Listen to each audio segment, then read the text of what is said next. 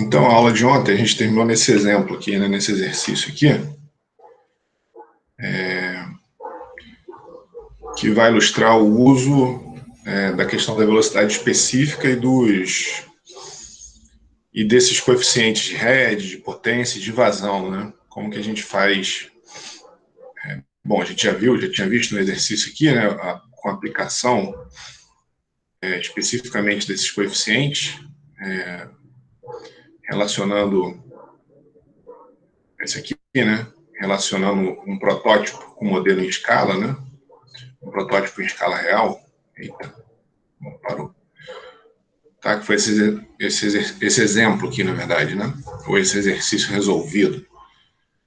Então, a gente tinha visto ontem essa relação, a aplicação prática dos grupos PIS, né, lá da análise dimensional. Então, as leis de afinidade ou leis de similaridade, quando a gente quer comparar bombas de tamanhos diferentes, por exemplo, ou rotações diferentes.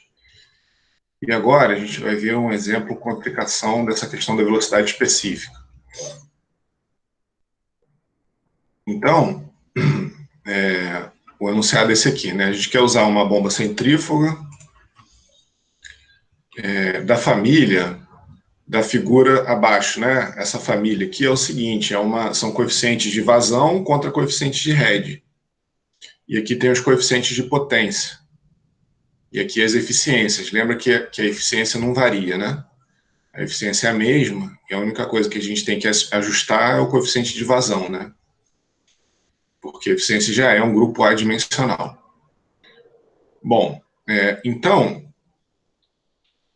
a gente quer uma bomba que tem uma vazão de 100 mil galões por minuto de água a 60 graus Fahrenheit, com head de 25 pés. Então, qual deve ser o tamanho da bomba e a velocidade de rotação e a potência que ela vai consumir, assumindo que ela está operando no ponto de melhor eficiência. Aí aqui só nas unidades inglesas, né, aceleração local da gravidade 32,2 pés por segundo ao quadrado, e a massa específica da água é 62,32 libras por pé cubo. E aí o que a gente vai usar, basicamente, são essas relações que veio lá, né, das leis de afinidade, e o conceito de... Ah, não, esse daqui a gente não vai usar o conceito de velocidade específica, não. Eu tinha falado de velocidade específica, mas não. Esse daqui ainda não. Então, o que a gente tem aqui, ó, a informação importante também é que ele está no ponto de melhor eficiência, né? Então, se essa bomba vai operar no ponto de melhor eficiência, quais são as características dela? Bom, então o ponto de melhor eficiência é aproximadamente aqui, né? Alguma coisa em torno de 90%, tá? Então, a gente tem que passar uma linha aqui, ó, e aí a gente vai tirar o coeficiente de vazão, e o coeficiente de head, e o coeficiente de potência, tá? Então, a gente vai tirar esse termo do gráfico, né? Que vem aqui da abscissa. Esse termo do gráfico vem dessa curva aqui, né? E esse termo aqui do gráfico vem da curva do coeficiente de potência, tá? Aqui é para uma bomba de 38 e uma bomba de 32 polegadas. Eu não me preocupei muito com isso, na verdade. Todas elas tinham que cair em cima, né? Todos os grupos tinham que cair em cima, mas aquilo que a gente viu, como essas leis de similaridade, às vezes você muda só o impelidor e não a bomba inteira, então você acaba tendo uma diferençazinha. Mas tudo bem, eu tirei um valor médio aqui só para ilustrar a questão o fato da gente poder fazer um gráfico desses coeficientes e depois, usando a definição deles, a gente volta para as dimensões, para as quantidades com dimensão, né? Aqui são adimensionais e pela definição a gente volta para as dimensões. Então, só um detalhezinho, né? Essa figura foi construída com a velocidade de rotação aqui em radianos por segundo. Enfim, isso é uma característica dessa figura, tá? Não estou dizendo que todas são feitas. Normalmente a velocidade, aqui na verdade a rigor, né, que a gente viu, é que a velocidade de rotação é radianos por segundo, né? Mas aqui, por algum motivo, o fabricante gerou essa curva aqui em rotação por segundo. Enfim, só uma informação, só uma maneira de que foi feita essas curvas, tá? Bom, então, o ponto de melhor eficiência, aproximadamente aqui. Então, quanto que foi o coeficiente de RED aqui? Aproximadamente 5, né? Tá? Então, 5 é o G vezes o H, ômega ao quadrado sobre D ao quadrado. Tá? A gente tem o G, né? Tem o RED, ele deu o RED aqui de 25 pés, e a gente não tem nem a velocidade de rotação, nem o diâmetro da bomba. O coeficiente de vazão vem aqui da abscissa, né? 0,115. Eu tirei isso daqui lá do livro. Porque você pode perguntar, né? Pô, 0,115, como é que você conseguiu olhar isso aqui no gráfico, né? Mas isso eu tirei do livro. Então, o autor já tinha estipulado que esse era o valor, tá? Então, de novo, né? A gente tem a vazão, 100 mil galões por minuto.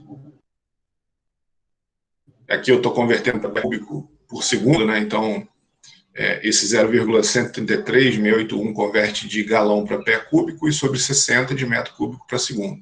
Ômega T ao cubo, tá?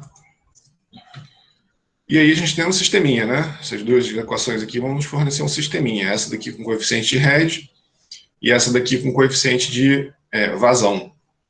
Então a gente tem duas equações e duas incógnitas. Ômega e o D, né? Velocidade de rotação e o diâmetro. Então, aqui, trivial resolver isso daqui, né? Então, usando a relação 2, a gente tem essa expressão para ômega, jogando em 1, né? A gente fica com um diâmetro de 12,4 pés, ou 3,78 metros, e a velocidade de rotação de 62 RPM. Então, essa expressão aqui é porque isso é muito baixo, né? Normalmente, um motor elétrico, ele gira, né, por padrão a 3.600 RPM, ou 60 Hz, né?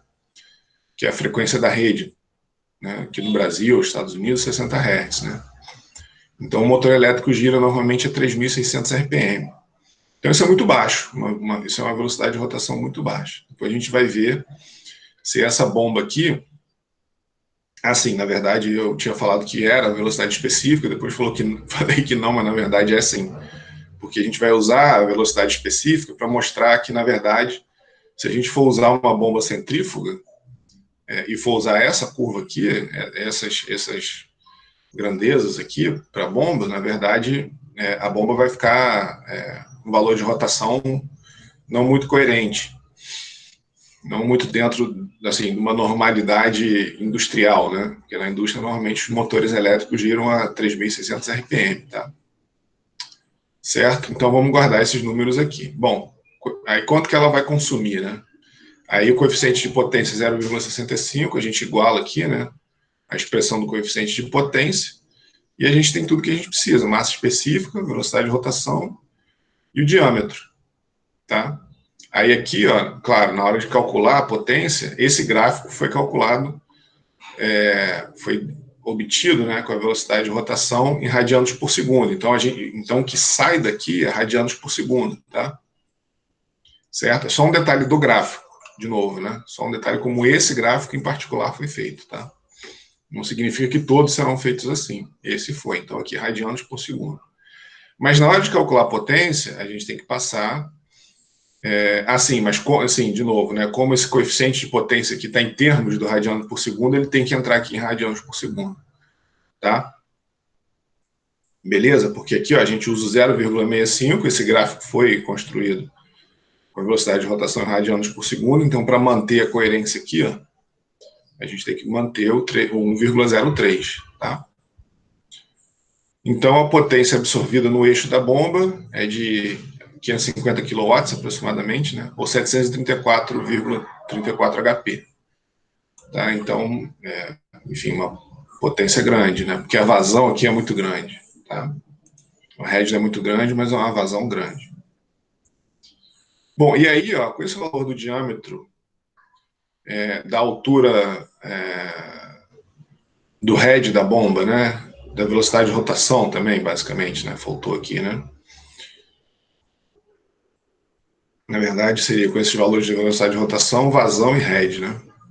A gente pode avaliar se esse tipo de bomba poderia ser outro, na verdade. Então, vamos ver a velocidade específica, ó. Se a gente substituir ali, e a velocidade específica aí tem que ser radianos por segundo, né? Então, 6,5 e não rotações por segundo, como está ali, né? Então, 6,5, raiz quadrada da vazão, 6,31. Aqui eu estou fazendo, eu botei as unidades aqui em unidades do SI, tá? Beleza? Então, converti esses 100 mil galões por segundo para metros cúbicos por segundo, tá? Então, deu 6,31 sobre 9,807 vezes 7,62, que são os 25 pés ali, né? Então, isso deu uma velocidade específica de 0,64. E se a gente entrar aqui, ó, naquela curvinha de velocidade específica contra tipo de impelidor, a gente vê que, na verdade, ó, ela está no limite aqui de uma bomba de fluxo misto, né? A bomba de fluxo radial estaria aqui, ó. Então, quando a gente fala que é uma bomba centrífuga, então, de fato, ela vai ter alguma coisa meio incoerente, né? O 62 RPM aqui, tá? Na verdade, o ideal para a gente ter vamos dizer assim, né, um valor mais coerente de rotação, a gente tinha que usar uma bomba de fluxo misto, um impelidor de fluxo misto, que é uma bomba que não demanda tanto head, mas demanda uma certa vazão, tá? Uma vazão relativamente alta. Então, essa é a questão.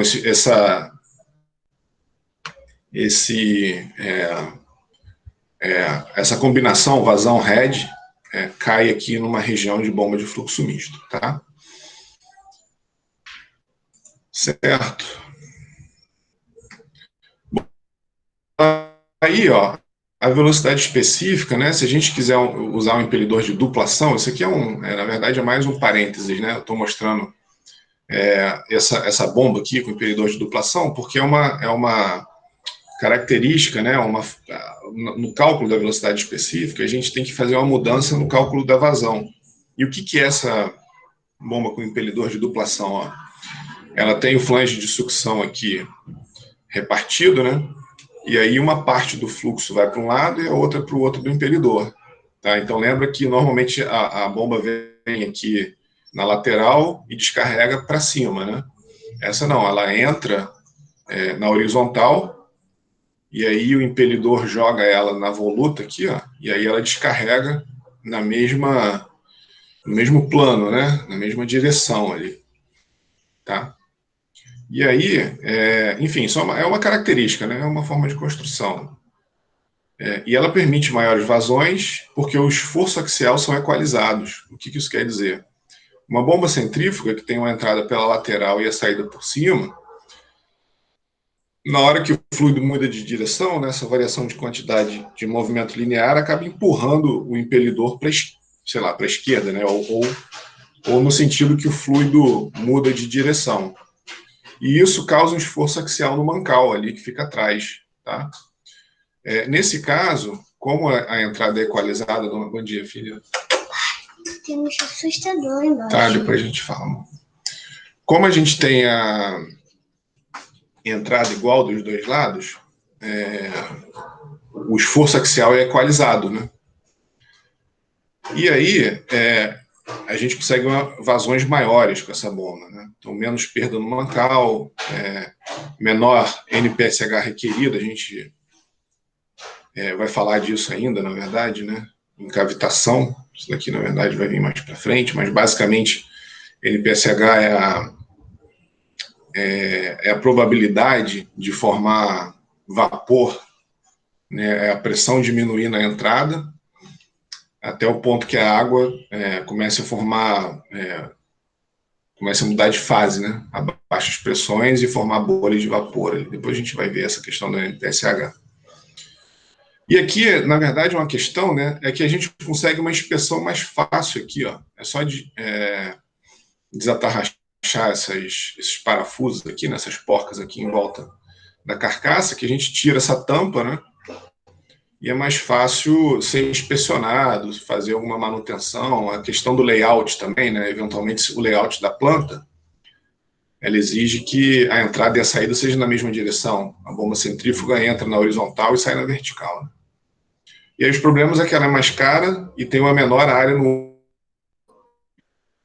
porque o eixo aqui passa, né,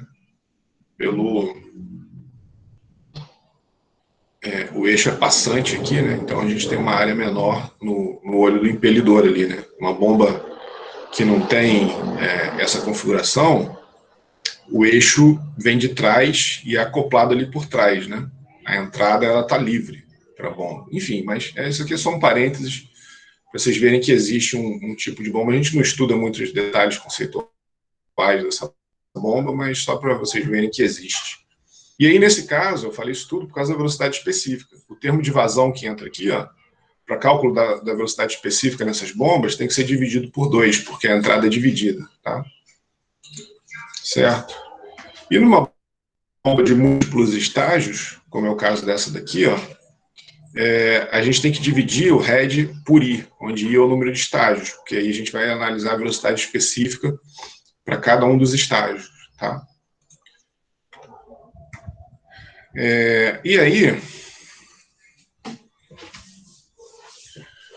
bom, algumas questões adicionais, né, da análise da variação da curva da bomba, né? A gente consegue, né? Quais são as vantagens dessa técnica que a gente está vendo? Né? A gente consegue selecionar turbomáquinas de uma família de unidades similarmente geométricas. Então, se o fabricante desenvolveu uma bomba que tem bom desempenho e ele quer desenvolver uma maior, então ele pode usar análise dimensional para projetar, né, ou pelo menos fazer uma análise prévia do comportamento da bomba. Tá? E também projeto de bomba em ambientes gravitacionais diferentes, distintos do da Terra, né? Porque, se vocês lembrarem lá, tem alguns grupos adimensionais que entra a aceleração da gravidade. Tá? Aí aqui um exemplo. Né? Então, uma bomba centrífuga com rotor de 0,5 metro de diâmetro e uma rotação de 750 RPM apresenta os dados fornecidos nessa tabela aqui. Né? Então, vazão na primeira linha, head na segunda linha e eficiência na terceira linha. Então, ele está pedindo para construir a curva head vazão e eficiência vazão da bomba original e de uma bomba geometricamente semelhante, com diâmetro de 0,35 metros, operando numa rotação de 1.450 RPM. Então, de novo, né, fazer as mesmas relações que a gente já viu usando as leis de afinidade aqui. Ó. Tá? Então, eu vou fazer para um ponto aqui, ó. Vou pegar o ponto, aqui a razão de rotação, e aqui a razão de diâmetro. Então, por exemplo, o ponto 7, o homólogo do ponto 7 na bomba B seria 4,64 metros cúbicos por minuto. Tá? A gente pegou esse ponto aqui, ó, um ponto, né, de vazão, por exemplo, e aplicou a lei aqui, a regra de afinidade, para saber quanto que é o ponto homólogo dessa bomba menor, né, tá? De 0,5 metro para 0,35 metros. Então, o ponto homólogo é 4,64 metros cúbicos por minuto. E o head é a mesma coisa, né? Então, de 40,6, ele vai para 74,36. E aí, fazendo isso para todos os outros pontos, ó, então essa daqui é a bomba, vamos dizer assim, original, né? Ou protótipo, e esse daqui é o modelo em escala reduzida aqui, no caso, né? Tá? Então, a vazão, aí aplicando o coeficiente de vazão, né? Tá? O head, aplicando o coeficiente de head, e a eficiência é a mesma. A eficiência não muda, né? Lembra que a eficiência já é um grupo adimensional e a gente viu que ele não muda, então repetir aqui, ó. Bom, então aí eu fiz um gráfico aqui, né? Então, o gráfico azul cheio aqui, ó, é para a bomba menor, né? Para o modelo em escala. E essa bomba laranja, essa curva laranja cheia aqui é para, vamos dizer assim, para a bomba original, né? Da onde a gente tirou os dados. Então, velocidade de rotação de 750 RPM e diâmetro de 0,5 metro. Está aqui a curva head de vazão dela, que eu fiz em cima desses dados aqui. E aqui a curva head de vazão, que eu fiz em cima dos dados usando as leis de afinidade. E aqui, o pontilhado, né, é o rendimento, a eficiência, aqui, ó, linhas pontilhadas, né, então a escala está do lado direito aqui, né, da linha pontilhada, e a escala para as linhas cheias está do lado esquerdo aqui, né, então head e aqui a eficiência. E aí, na verdade, né, o valor horizontal da eficiência, aquilo que a gente tinha discutido já, né, é o mesmo. Ela mudou essa... Na verdade, ela deu essa largada, né, porque a vazão aqui, né, os pontos são os mesmos de eficiência, mas a vazão, usando as leis de afinidade, as vazões mudaram, né? Então, onde era 7 foi para 4, onde era 14 foi para 9, né? Onde era 56 foi para 37. Tá? Então, as curvas ficam assim, né? Aplicando as leis de afinidade. Beleza? Aí um outro exemplo aqui, ó, uma bomba opera numa instalação com água, na rotação N ponto, RPM, e aí tem um manômetro e um vacuômetro instalados na saída e na entrada da bomba. Então tá aqui, né? Um manômetro na saída e um vacuômetro na entrada. E eles indicam, respectivamente, 1,8 kg/força por centímetro quadrado e 0,4 kg/força por centímetro quadrado. Então, o manômetro indica isso, então pressão acima da pressão atmosférica, e o vacuômetro indica essa pressão abaixo da pressão atmosférica. Então, nessas condições, a bomba tem velocidade específica de 1,02. Então, ele quer saber a altura manométrica e a vazão e a rotação. Tá? Então, a gente vai usar a fórmula da velocidade específica e a fórmula que a gente obteve, né, usando a primeira lei da termodinâmica, né, a altura manométrica do sistema aqui. Bom, e essa daqui é a curva da bomba, tá? Beleza? Então aqui, ó, como é que a gente determina o head da bomba? Então a gente faz o P2 menos P1 sobre ρg. Por quê? A velocidade, se a gente assume que o tubo tem diâmetro constante, eu acho que não foi falado nada, mas assumindo que o diâmetro do tubo não varia e que o desnível aqui é muito pequeno, a gente cancela esses dois termos aqui, né? Senão a gente teria que levar, se vocês lembrarem, tem um exercício aí para trás, onde esses termos aqui variaram. Aí eles foram levados em conta, tá? Então aqui eu desprezei por simplicidade, mas eles podem ou não ser simplificados, tá? Então, o head, né? O head que a bomba fornece e consequentemente, a altura manométrica do sistema é dado por P2 menos P1 sobre ρg. Só passando aqui para Pascal, né? Multiplicando por 1,8. Aqui passando de quilograma-força para Pascal, né? 1,8 vezes 9,807. E de centímetro quadrado para metro quadrado. Então deu esse valor manométrico. Aí eu passei para absoluto, só porque era vácuo ali, né? Aí só para não ficar se embolando aqui com sinal, né? Aí absoluto somei, né, 101 kilopascal, ou 101 mil pascal, né? E o vácuo, 0,4, a mesma coisa, né, passando para Pascal, e aí subtraindo a pressão atmosférica desse valor, 61, aí absoluto, né, tá? Então, na saída da bomba, a medida do manômetro é de 277,5 kilopascal, e na entrada, 61,772 kilopascal. Então, o head da bomba é de 22,02 metros. Então, a altura manométrica sai dessa relação, aí entrando na curva da bomba, aqui o que acontece, né, é que esse exercício já está resolvido, e essa curva aqui eu tive que usar já marcada aqui, né? Então, a rigor era para, com esses 22 metros aqui, ó, determinar os 24 litros por segundo, tá? Nessa rotação N ponto aqui, tá? Então, ele está dizendo, né, na rotação N ponto, que é essa daqui, ó, a gente tem um head de 22 metros, então a vazão sai da curva, 24 litros por segundo, tá? Beleza? E a rotação. Então, como é que a gente tira a rotação, né? A velocidade específica é ômega raiz de Q sobre GH elevado a 3 quartos. Então, ele deu a velocidade específica, 1,02, né? Ele pede a rotação, mas a gente tem todos os outros dados aqui, né? Velocidade específica, head, raiz quadrada da vazão. Então, esse valor de N ponto aqui é 3.540 RPM, tá? Beleza? Bom, aí a gente viu diversas maneiras de mudar a curva do sistema, diversas maneiras de mudar a curva da bomba, e tem uma maneira que a gente não muda nem a curva do sistema e nem a curva da bomba, na verdade, que é a recirculação, que é simplesmente abrir uma válvula aqui, ó, e a bomba, ela bombeia uma quantidade de fluido que volta para dentro do reservatório. Quando é que isso é usado, né? Ou para que isso é usado?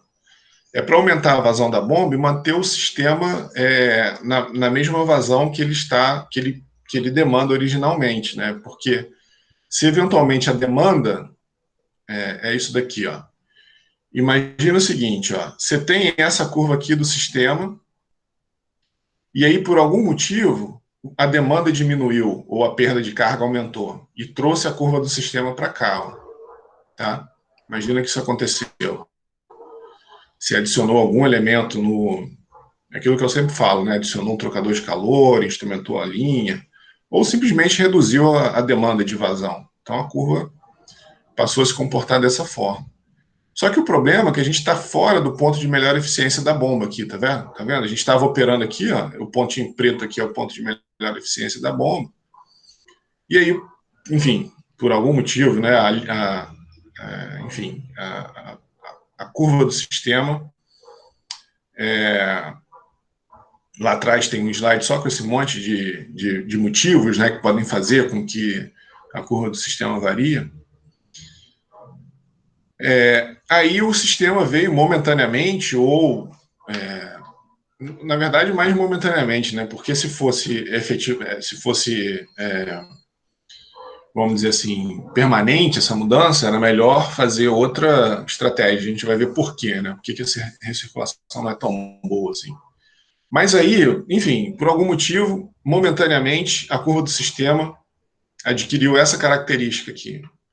A recirculação, ela permite que eu aumente a vazão na bomba, só que uma parte, quer dizer, nesse momento aqui, o sistema não está demandando toda essa vazão, tá certo? A parte que ele não demanda volta. E aí a bomba volta a operar nessa curva aqui, só que não toda vazão vai, né? Só uma vazão útil aqui é que vai para o processo. Uma parte volta, tá? Então, o que eu estou mostrando aqui é o seguinte, ó. A vazão com a recirculação ligada é maior do que a vazão do processo, tá? Sem a recirculação. É isso que eu estou mostrando aqui, ó. Deixa eu fazer isso ali ver se fica claro. Então, o que eu estou chamando de que recirculação on é isso daqui, ó. Essa vazão aqui, ó. É o que recirculação on. É maior do que a vazão, que é essa daqui, momentaneamente, né? Maior do que essa vazão. Mas a vazão útil com a recirculação ligada, o que é a vazão útil com a recirculação ligada? É só essa daqui, ó. Tá? Que é o que o sistema está demandando. Ela é menor do que a vazão útil.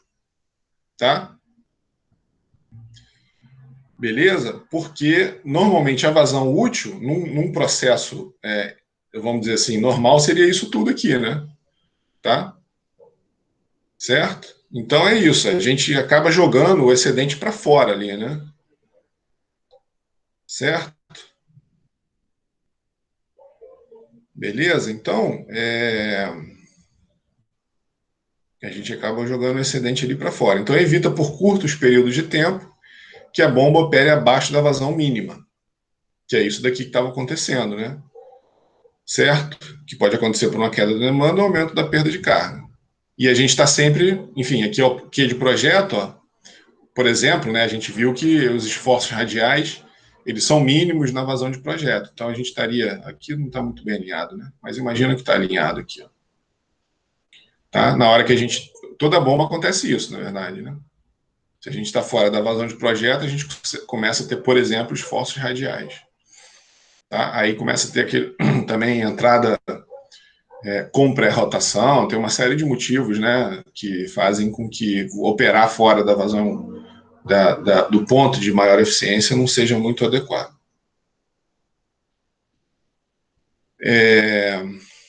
Então, o que a gente vai fazer agora? Uma comparação crítica no que se refere à variação da vazão. Então, muitas vezes, é o que é desejado, na verdade. Tá? É você controlar a vazão. Tem muito processo que a vazão tem que ser muito bem controlada. Então, a gente tem que fazer uma análise de todas essa metodologia que a gente viu de controle de vazão.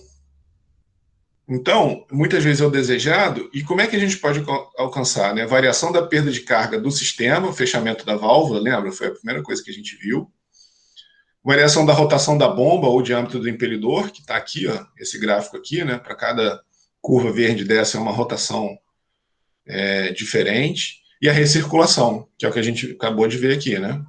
Tá? Então a gente varia a vazão fazendo a recirculação. A vazão da bomba pode aumentar, mas a vazão útil, ela continua sendo o que o sistema está demandando nesse momento. Tá? Bom, então, essa comparação é a seguinte, né?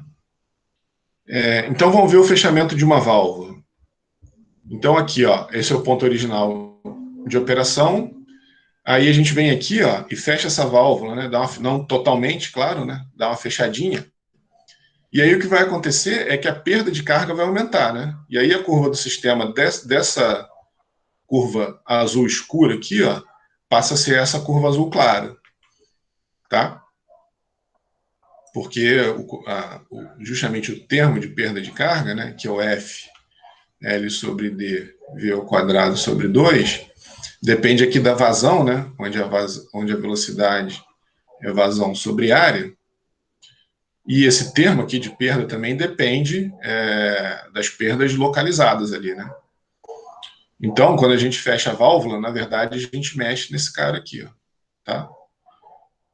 Certo? E aí, as perdas aumentando, a gente traz essa curva para cá. Bom, aí a gente tem a perda de carga no sistema e a gente muda, né, o objetivo final aqui, ó, é o seguinte: se por acaso a gente precisar reduzir a vazão aqui, ó, de 180 metros cúbicos por hora, por exemplo, né, aqui é só um exemplo, para 140, a gente consegue, de uma maneira muito fácil, muito simples, fechando uma válvula. Tá? A gente pode sofrer desse problema aqui, né? Também. Tá? Então tem que tomar sempre cuidado com isso. Pode sofrer desse problema, porque de repente a bomba, assumindo, né, que aqui a gente está dentro da faixa de operação da bomba, né? Mas ela pode eventualmente sair do ponto de maior eficiência, mas é claro que a gente assume que a gente, não sei, eu vou chutar aqui, ó, a faixa de operação da bomba por aqui, assim, ó. Então, assumindo que a gente não sai de dentro da faixa de operação da bomba.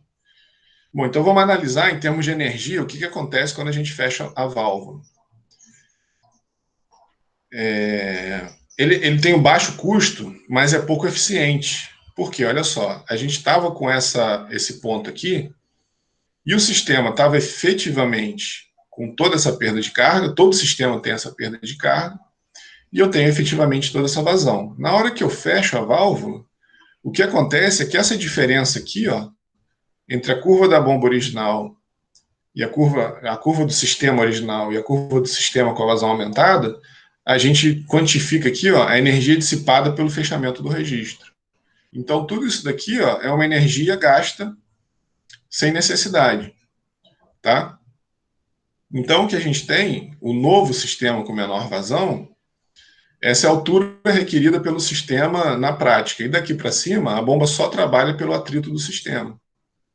Tá? Isso é mais ou menos como você querer andar 100 por hora, mas botar 130 no carro e andar com freio de mão puxado. É mais ou menos a mesma coisa, porque essas perdas aqui, quando você fecha a válvula, elas são por atrito, né? É justamente os termos viscosos do escoamento que são convertidos, né, que fazem com que exista uma conversão não desejada de atrito em calor. Tá? Então, o fechamento de uma válvula ela é simples, ela é barata, ela resolve muito facilmente um problema de variação de vazão, se você quiser diminuir a vazão, né, você não consegue aumentar, mas você consegue diminuir. Mas ela não é nada eficiente, né? Você acaba tendo uma perda de energia enorme. Tá? Beleza? Então, vamos ver outro método aqui, ó. Variação da rotação, né? Então, se a gente está numa certa... Se a gente tem a curva do sistema, sei lá, aqui, por exemplo, e o ponto de trabalho é esse, a 70 Hz, né? Se eu diminuir para 60 Hz, ó, eu variei a vazão aqui, ó, tá? Beleza? Aqui é uma curva, sei lá, do sistema característica, né? Que eu estou mostrando aí. Tá? Então, aqui eu estou mexendo no sistema, né? A gente viu isso. E aqui eu estou mexendo na bomba. Aqui a gente prevê essa nova curva do sistema justamente pelo F, né? L sobre D, V ao quadrado sobre 2. O termo ΔP sobre ρg não varia e o termo ΔZ também não, né?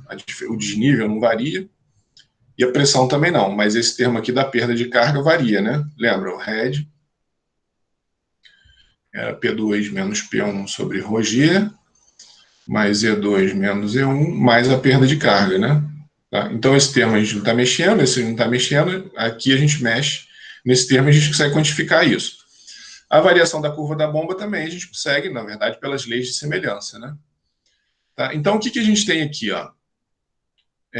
A gente tem a curva de altura manométrica, que é essa daqui em função da rotação, e a gente tem a curva de eficiência e a curva de vazão em função da rotação. Então, lembra que pelas leis de semelhança, a vazão era proporcional à relação de rotação e o head, a rotação ao quadrado, e o rendimento não variava. Então, o que a gente está mostrando aqui, ó, são essas curvas de vazão, head e eficiência em função da rotação. Então, a rotação, ela muda bastante a vazão, ó. Então a gente consegue ter uma vazão, uma diminuição de aproximadamente 50% da vazão, e olha como é que a eficiência caiu um pouquinho só, tá vendo? Então, isso é um método muito eficiente, né? E flexibiliza a bomba e permite partida suave, ela já não começa a 60 Hz, né? Quando a gente tem um variador de frequência, a gente pode fazer com que ela comece aumentando a rotação de forma gradativa. Tá? Então, o que está sendo mostrado aqui é que variar a rotação da bomba é, de fato, um método muito eficiente de variação, de controle de vazão. Tá? E, na verdade, né, isso aqui é um detalhe dessa questão da variação da rotação, que depende também do sistema. Se a curva do sistema for basicamente dessa forma aqui, ó, se eu tiver um desnível muito pequeno e for basicamente dominado por perdas de carga, a curva do sistema tem essa característica aqui, né? Aquele termo de H estático aqui, que era o ΔZ e a diferença de pressão, ele é zero. Então, basicamente, a curva do sistema é um K, né, que depende do fator de atrito, de todos aqueles termos. A gente até escreveu esse cara aqui. Pegou todos os termos que estavam para fora ali, né, o F, L sobre D, 2A ao quadrado, V ao quadrado. Né? Opa, aqui é o quadrado. Então, esse termo aqui, ó, ele é o K, na verdade, né? Só para manter a vazão ao quadrado ali em evidência. Então, essa curva aqui, ela é uma função do fator de atrito, né? Vezes a vazão ao quadrado, e aí ela é uma curva quadrática aqui. E aí, nesse caso, as curvas de isorrendimento, na verdade, né, as curvas de isorrendimento da bomba têm essa característica aqui, ó. Tá? Lembra que a gente, não vou voltar aqui, que tem um monte de, eu não lembro direito onde é que está, mas tem uma curva que a gente viu, da variação do diâmetro, né, que tem as curvas de isorrendimento. Então, ela tem mais ou menos essa característica aqui, ó, da bomba, né? Curva de isorrendimento da bomba. Então, se o sistema apresenta essa característica, de fato, ó, se eu mudar a rotação, se for um sistema dominado por perda de carga, o rendimento não varia muito, ó, tá vendo? Mas, por outro lado, se for uma curva, né? Então, aqui, esse cara está representando um sistema dessa forma aqui, ó, onde existe uma altura estática aqui, né? Um head estático. Então, nesse caso, o comportamento da curva é dessa forma, e aí a gente muda um pouquinho, sai um pouquinho, aqui eventualmente vai ter uma outra curva de isorrendimento, né? Então, aqui, sei lá, poderia ser 60 e essa aqui 59. Tá? Eu vou mostrar, acho que vai ter um exemplo mais para frente com esses, que eu vou enfatizar isso. Tá? Então, entenderam? Dependendo da curva do sistema, a variação da eficiência é grande ou não, mas, na verdade, é pequena ou é um pouquinho maior. Tá? Ela nunca é tão absurda quanto essa questão do fechamento.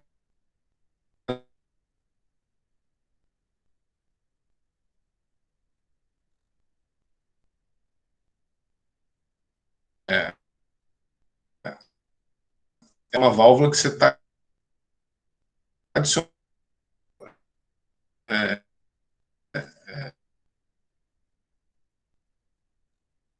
depende aqui de como que comporta a curva diz o rendimento da bomba e do sistema. Aí a gente pode também variar o diâmetro do impelidor, né? Que é o que a gente viu, aquelas curvas. Aqui, ó, aqui já tem as curvas de rendimento aqui, né?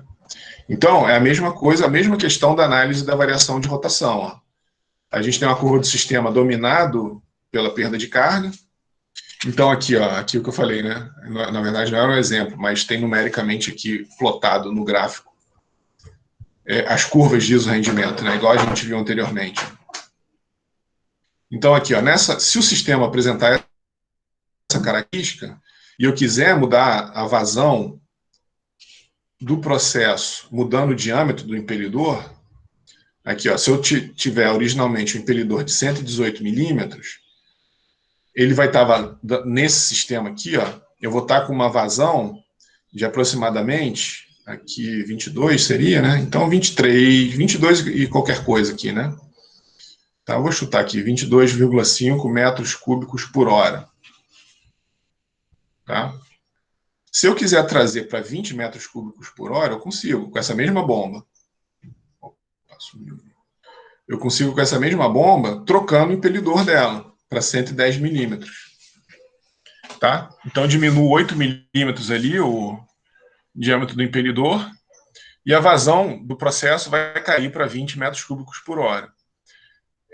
Há uma perda de 1% de eficiência ali. Estava 57 e foi para 56. Agora, se a curva do sistema tiver essa característica aqui, dominada, né, ou com uma altura estática relativamente grande, o que eu consigo aqui, né, nesse caso aqui, nesse exemplo, né? Eu tinha uma vazão, vou chutar aqui, 18 metros cúbicos por hora, com essa bomba com diâmetro de 118 milímetros, e se eu troquei lá o impelidor para um de 110, eu caí bastante aqui, ó. Caí para 8,5 metros cúbicos por hora, só trocando o diâmetro do impelidor. Mas olha a variação de eficiência, ó. Estava aqui entre 57 e 58, né? Então aqui 57,5 e veio aqui, ó, para baixo de 52. Nem tem a curva aqui, ó, tá? Certo? Então caiu para baixo de 52, caiu bastante, efetivamente, né? Então, para analisar essa questão da eficiência, né, com a velocidade de rotação, de forma geral, isso é muito eficiente quando a gente tem sistema dominado pela perda de carga e a gente tem que sempre fazer uma análise das curvas de isoeficiência, né? Tá? Então, essa é a questão. A recirculação é aquilo que a gente estava falando, né? Abre um bypass aqui, em vez de ir a vazão útil, cai um pouco aqui para lá, né? Volta para o reservatório. Então, toda a curva do sistema se altera. Né? Então, aqui, ó, o que a gente tem, por exemplo, ó, imagina que a gente tinha essa curva do sistema azul clara, né? Aí a gente, por algum motivo, aquilo que a gente estava falando, a maior perda de carga, menor demanda, a curva do sistema veio para cá. Aí você abriu a curva do bypass e ele veio para cá de novo, voltou, né? Tá? Para o ponto de operação aqui. Agora, toda essa vazão aqui, ó, é uma vazão que volta no bypass, que ela não vai para o processo. A vazão útil é isso daqui, ó. Tá? Essa é a vazão útil que efetivamente vai para o processo. Tudo que passa da curva do sistema aqui, né, essa interseção aqui, né, da curva do sistema com bypass, até o momento que ela chega ali no novo ponto de operação. E aqui é a altura perdida. É todo o head que está sendo desenvolvido aqui nessa parte aqui que não está servindo para nada, né? Tá? Então a gente tem uma perda também de energia, né?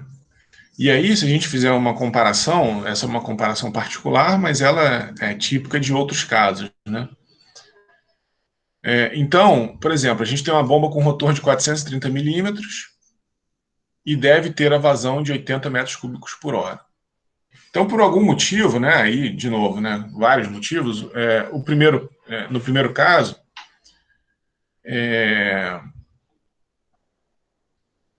foi necessário fechar uma válvula. E aí, por exemplo, a perda de carga foi menor do que do que foi projetado, né? E aí a vazão deu acima do 80 metros cúbicos por hora. A gente pode voltar para a vazão para 80. Isso aqui que eu estou falando, ó. Foi esse exemplo aqui, né? Que é o fechamento da válvula. Esse aqui, ó. Eventualmente, a gente queria 140, mas aí por uma incerteza qualquer, a vazão deu 180 metros cúbicos por hora. Aí a gente fecha uma válvula e traz para cá para 140.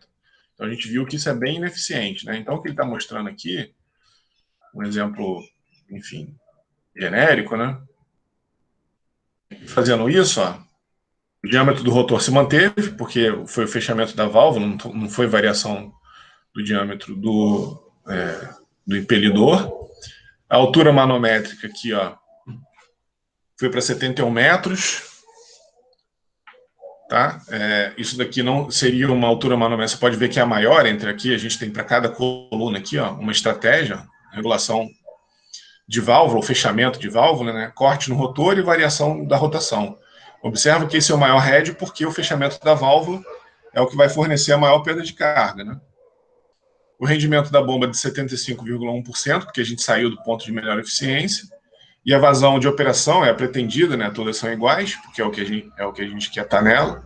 E a potência consumida de 23,1 kW. Enfim, isso daqui a gente não está mostrado aqui, né? Mas efetivamente, eventualmente, era uma curva do sistema, uma curva da bomba, e aí tinha aqui potência, né? No eixo direito.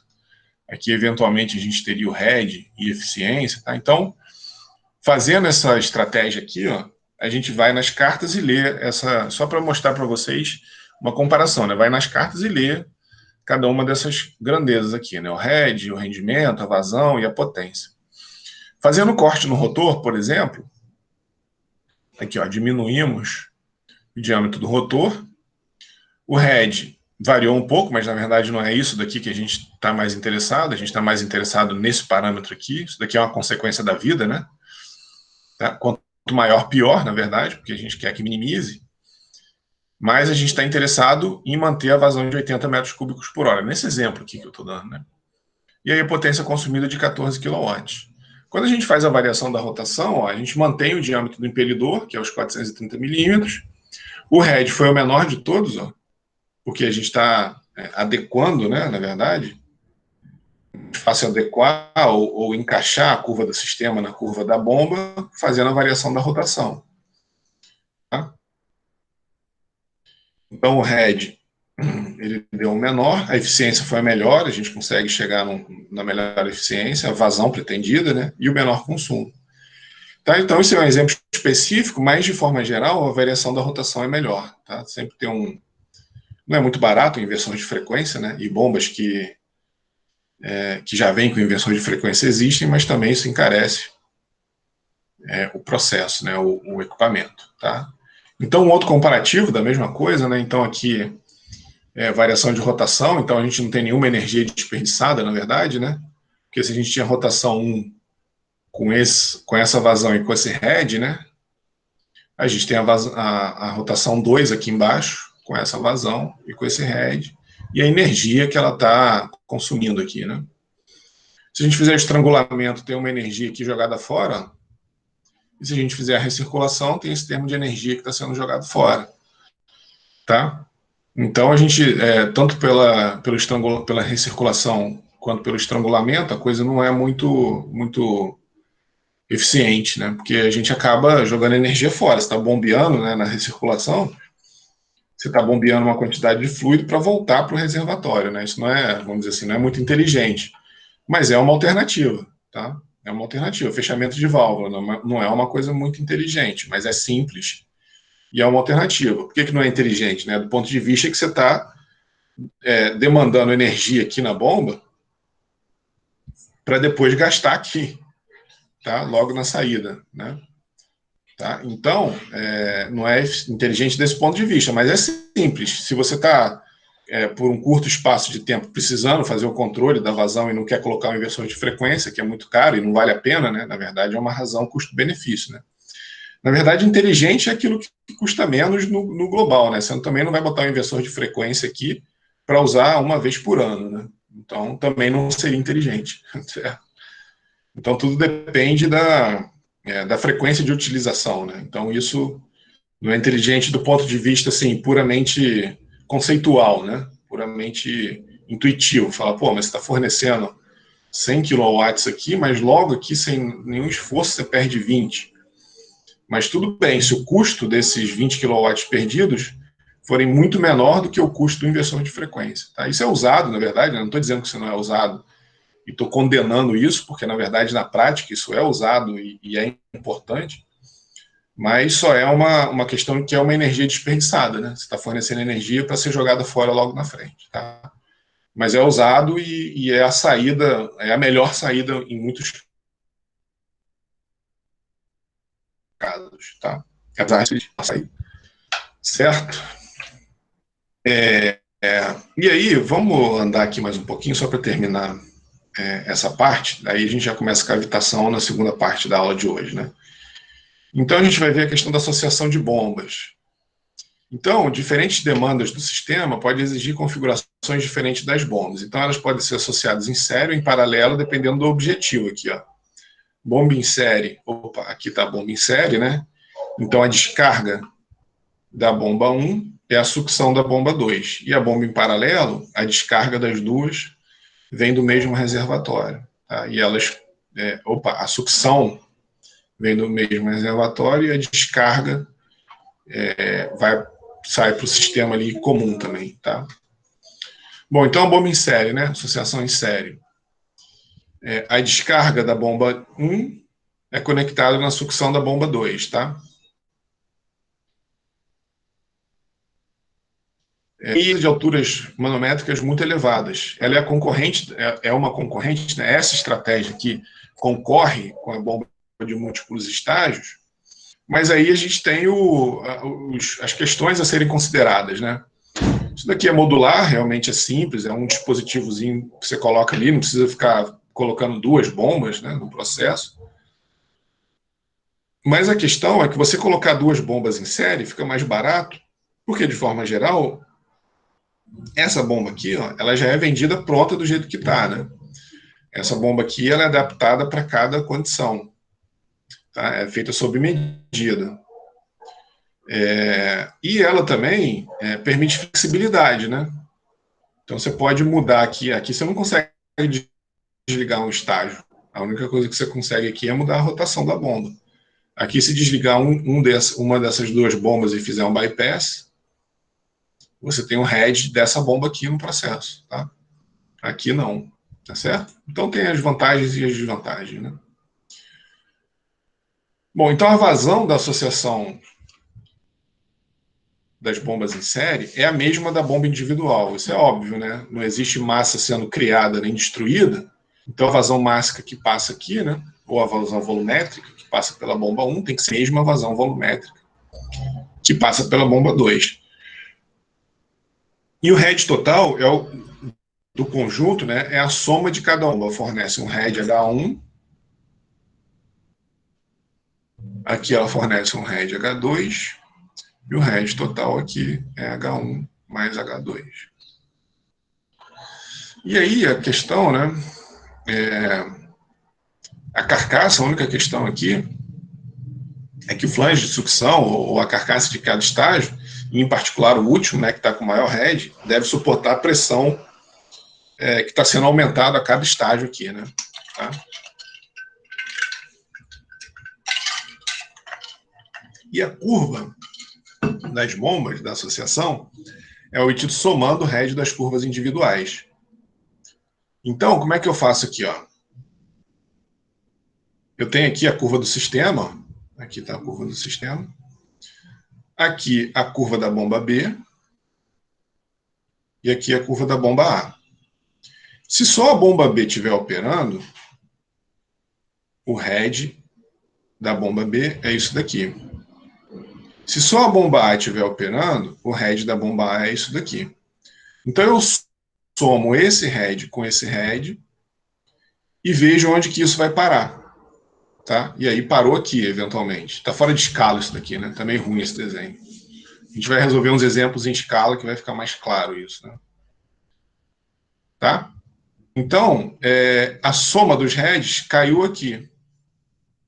Aí como que eu vejo qual é a vazão? É só descer aqui, né? Tá? Aí eu desço aqui. Essa é a vazão quando as duas bombas estão operando juntas. E essa é a curva das duas bombas operando em série. Tá? Beleza? Então a gente tem aqui nessa bomba, né, o head B, vazão B, head A, vazão A, e a gente tem a soma dos heads e a vazão associada à soma dos heads. Tá? Certo? As bombas devem preferencialmente ser semelhantes por diversos motivos, a gente vai ver, né, alguns exemplos. Tá? Então, quando elas estão ligadas, a vazão é igual e o head é diferente. Tá? Beleza?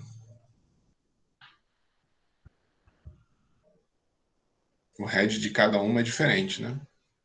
Bom, aí por que é bom elas serem iguais? Ó?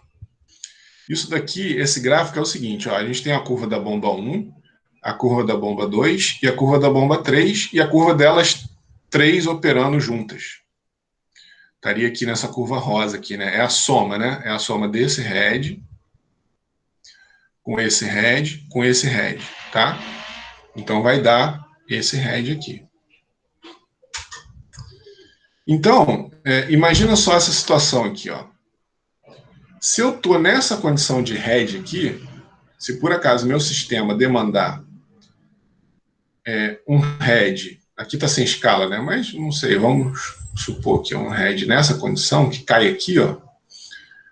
O problema é que eu não posso estar com a bomba 1 ligada, porque aqui o head da associação é maior do que o head que a bomba 1 pode fornecer. Então, a bomba e o seu motor pode se danificar e ela pode começar a trabalhar como uma turbina, né? Ela ser girada ao invés de girar. Tá? Em vez dela fornecer energia para o fluido pode estar fornecendo energia para ela. Então ela tem que ser desligada e bypassada. Se elas fossem iguais, não teria problema, né? Se todas as curvas fossem iguais aqui, a gente nunca ia estar numa condição fora da vazão máxima, porque é a soma das a soma dos heads aqui, né? Então essa curva terminaria aqui sempre, tá? Certo? Então daqui para frente a bomba 1 deve ser desligada e bypassada. E daqui para frente, que está acima do limite de vazão da bomba 2, a bomba 2 tem que ser desligada, então não tem nem a bomba 1 nem a bomba 2. E só a bomba 3 aqui, nessa região aqui, né? Que só ela que vai além desse limite aqui de vazão. Tá? Certo? Então essa é a questão de associar bombas diferentes em série, né? Esse é o problema de associar bombas diferentes em série. A gente instala bombas em paralelo. Então aqui estaria a sucção de cada bomba, né? E a descarga de cada bomba. Tá? Então, e a descarga está indo para um processo comum ali, né? Quando a gente quer vazões muito elevadas ou bem definidas. Ou seja, a gente pode, por que bem definidas, né? A gente pode desligar uma bomba e aí a gente cai naquele envelope ali de vazão para as outras, por exemplo, aqui tem 1, 2, 4 bombas, né? Então, se essas 4 bombas estiverem operando juntas, a gente, não sei, vou chutar aqui, tem uma vazão de 200 metros cúbicos por hora, e a gente quer cair para 150, né? Um envelope, vamos dizer que seja linear a coisa, né? Você desliga essa daqui, fica com 3, aí você cai para 150 metros cúbicos por hora, tá? Por exemplo, né? Isso que eu estou falando aqui de envelope operacional, né? Você desliga essa bomba, e aí o fato de desligar faz com que a curva de vazão, com que a vazão que está sendo produzida caia naquela outra condição, né? Você não tem, é tudo discreto, né? Não é contínuo, você tem valores muito bem especificados de vazão, E tem uma segurança operacional também interessante, né? Se uma para, a outra continua, tá? Certo? Então, na verdade, a bomba em série também isso acontece, né? Tem essa segurança operacional também. Aqui, ó, se a gente quisesse usar uma bomba dessa daqui, né, de múltiplos estágios, se o motor elétrico parar, por exemplo, acabou, já era, você está sem bomba nenhuma. Nesse caso aqui, a gente pode bypassar a bomba, né? Tá? Se essa daqui estragar, você pode bypassar ela e continuar o processo. Eventualmente não está na condição ótima, mas pelo menos o processo não para. Tá? E também é uma questão que a gente consegue programar cada bomba para funcionar no seu ponto de melhor eficiência. Se tiver só uma bomba, fatalmente a gente cai fora, pode cair fora do ponto de melhor eficiência. O que eu estou mostrando é isso aqui, ó. Eu tenho uma vazão, aqui, ó, essa curva vermelha é o ponto de melhor eficiência, né, para cada rotação. Então, estou pertinho aqui do ponto de melhor eficiência. Aí quero aumentar a vazão. Aqui, ó, fui bem longe, ó. O ponto de melhor eficiência está aqui e eu caí aqui. Tá? Então, isso que ele está falando, né? Eventualmente, a gente tem uma certa flexibilidade com a variação da rotação, mas eventualmente a gente pode estar fora do ponto de melhor eficiência fazendo isso. Então, a associação de bombas em paralelo, às vezes, é uma boa alternativa. Tá? Então, de novo, né? São várias variáveis, várias questões a serem analisadas, então é sempre, na engenharia, a gente tem sempre um monte de variáveis para serem consideradas. Né? Bom, e a curva da associação é obtida somando a vazão das curvas individuais. Então, lembra que a associação em série, a gente somava o head, a associação em paralelo, a gente soma as vazões, tá? Então, quando a gente tem só a bomba A, a gente tem a vazão A, então aqui, de novo, né, a curva do sistema, curva da bomba A, curva da bomba A, curva da bomba B. Se a gente tem só, digamos, essa bomba aqui desligada, né, então a gente vai estar nesse ponto aqui de head vazão, ó, da bomba B. E a mesma coisa, se a bomba B foi desligada, a gente está nesse ponto aqui de head vazão, fornece essa vazão nesse head. Se a gente ligar as duas, a gente tem que somar a vazão que a bomba B dá com a vazão que a bomba A dá. A gente vai cair nesse ponto aqui, ó, e aí a gente analisa o head associado a esse ponto, tá? Certo? E o head vai ser o mesmo das duas bombas, né? As duas bombas vão estar fornecendo o mesmo head, mas com vazões diferentes, tá? Essa daqui é a vazão, esse trechinho aqui, ó, é a vazão da bomba B quando ela está operando junto, e esse outro trecho é a vazão da bomba A quando ela está operando junto com a bomba B, tá? E aqui seria o trecho, isso daqui, ó, seria a vazão B sozinha, e esse trecho aqui seria a vazão A sozinha, né? Deixa eu apagar ali, ficou. Certo? Beleza? Esse trecho é o da bomba A sozinha, a vazão da bomba A sozinha, né? É isso daqui. E aqui é a vazão da bomba B sozinha. Tá? E aqui é a vazão das duas associadas em paralelo e o head das duas associadas em paralelo. Certo? E a mesma análise que a gente fez da associação das bombas em série. Ó. Se a gente colocar bombas em paralelo, diferentes, e a gente está somando as vazões, ó, a gente tem a bomba 1, a bomba 2, a curva, né, e a curva da bomba 3. O que a gente tem que fazer? Somar as vazões. Então, eventualmente, eu posso estar numa condição aqui, ó, acima de um determinado head, quando elas estão operando juntas, que seja maior do que o que a bomba 1 aguenta. Tá? Se elas fossem iguais, isso nunca ia acontecer, porque a gente não mexe no head, né? Só mexe na vazão. Então, a gente nunca passaria do head aqui, limite da bomba que está operando. Tá? Mas quando elas são diferentes, e eu estou numa condição aqui de head acima do que a bomba 1 consegue aguentar, aqui, ó, a bomba 1 deve ser desligada e bypassada. Tá? E aí é meio complicado, né? Ou você faz um sisteminha automático ali, né? Programa algum sistema de válvula solenoide para fechar e abrir, mas de forma geral manter a mesma bomba é melhor, tá? Certo? Mesmo problema que a gente viu anteriormente. Bom, e aí é uma questão, né? Se uma bomba for muito maior que a outra, as alternativas a seguir é melhor do que associá-las. Então a gente aumenta a rotação da bomba original, ou diminui, né? Muda o impelidor da bomba ou muda a bomba inteira. Tá? Melhor do que fazer associação de série em paralelo com duas bombas muito diferentes. Então, de forma geral, use-se bombas similares. Em qualquer caso, né, a eficiência do conjunto, tanto em série e em paralelo, é a potência absorvida pela soma das bombas, né? Tá? A potência desse cara mais a potência desse cara, sobre o gama, vazão da associação das bombas, head da associação das bombas. Tá? Beleza? Então a gente tem a eficiência da associação. Então é isso que eu estou falando aqui. Ó. É a vazão aqui, né? O head aqui, tanto para os dois casos, né? Em série ou em paralelo, vezes o gama, né? Gama, head A mais B, vazão A mais B, sobre a potência absorvida A mais B. Tá? Então a gente tem a eficiência do conjunto. Isso para série ou em paralelo. É a mesma expressão, né? Tá? Beleza?